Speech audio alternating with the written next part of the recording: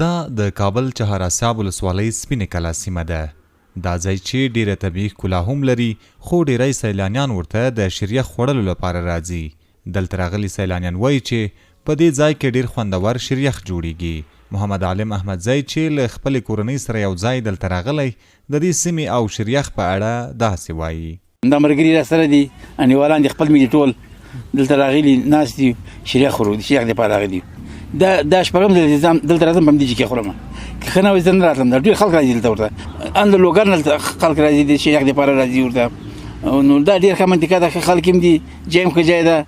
ښه وایه ده. خپل کلیوالو خپل جماعتوال هم دي دغه ته واده ته راغلي وو دغه تفریح دپاره شریخ خوړلو لپاره دلته راتاو سو او ماشاءالله ډېر ښه ښایسته ځای ده ډېر سرسبزه ځای ده. نو انشاءالله کوشش کوو چې بیا هم راسو دلته بیا هم راسو خدای وکړي چې دغلته یو ښه ښه ځایونه جوړ سو د تفریح لپاره د خلکو د چکر لپاره. اشقلا چې د دې سیمې اوسیدونکی دی وایي موږ ډېر وخت له خپلو ملګرو سره دلته د شریخ خوړلو لپاره راځو. نوموړی وایي دا شریخ ځکه د خلکو خوښیږي چې جوړونکي یې پکې وطني قیماق او وطني شیدې کاروي. ولا وروره دې چې شریخ زه خپله د دغې منطقې یم شریخ ډېر ښه شریخ ده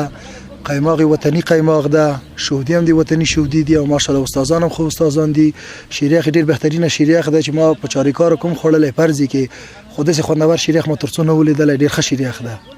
شفیع الله په دې سیمه کې یو مشهور شریخ پلورونکی دی. نوموړی وایي کاروبار یې ښه دی او په ډېر کم وخت کې ځکه ډېر مشتریان پیدا کړي چې دوی وطني شیدې کاروي.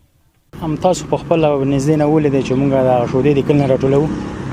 خلکو نه اصلي شیدې مثلا د غواګانو موږ ته راوړو موږ خپله یې جوش کوو تاسو په خپلو سترګو ولیده هغه نه قیماق غلو بیا چې کله جوړ کړو ما قیماق په سر اچوو بس مشتریان ته کو شریخ به تاسې هم خوړلی مشتریان هم پوښتنه کړې انشاءالله چې هر څه خالص دي. د کابل چهاراسیاب ولسوالۍ د سپینې کلا اوسیدونکي وایي دلته د سیلانیانو په راتګ خوشحاله دي خو زیاتوي چې د دې سیمې لویه ستونزه د سړک کوچنیوالی دی چې خلک یې له ګڼو ستونزو سره مخ کړي دي.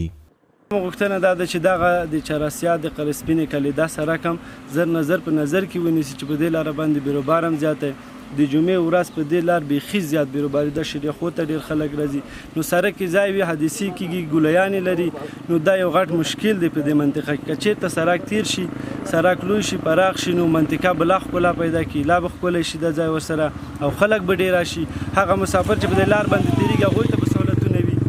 د کابل چهاراسیاب ولسوالۍ د سپینې کلا اوسیدونکي په داسې حال کې د دې سړک د پراخېدو او په معیاري ډول د جوړېدو غوښتنه کوي چې د سرپرست حکومت په راتګ سره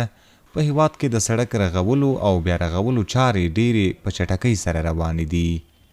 عزت الله احمدزی CGTN پښتو کابل.